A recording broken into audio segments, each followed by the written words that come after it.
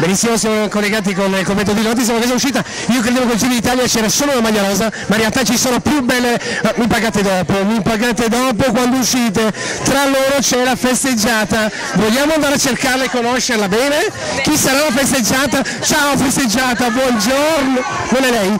Ciao festeggiata, buongiorno, ma ciao festeggiata, buongiorno, ho sbagliato, c'era lo specchio, tra loro ci sta, perché tu pantaloncini bianchi e tu ti levi, sei la festeggiata? No, non sono.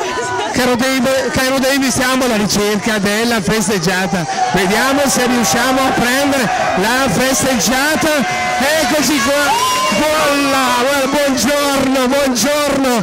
Buongiorno, no, non si può bestemmiare, ecco, mettiamo in mezzo le guardie del corpo, proteggetela perché, attenzione, questa è la sposa, è la festeggiata, ciao, come ti chiami? Ilaria, e arrivi da dove? Cremona. Perché tu maglia nera e non maglia rosa? No, posso capirlo, ci arriva solo, ma ci sai perché? Per distinguere la sposa dalle invitate. Oppure perché loro sono le furbe, tutti sposi, hai la maglia nera, perché una che si sposa fa un insano gesto. No, sta inguaiata.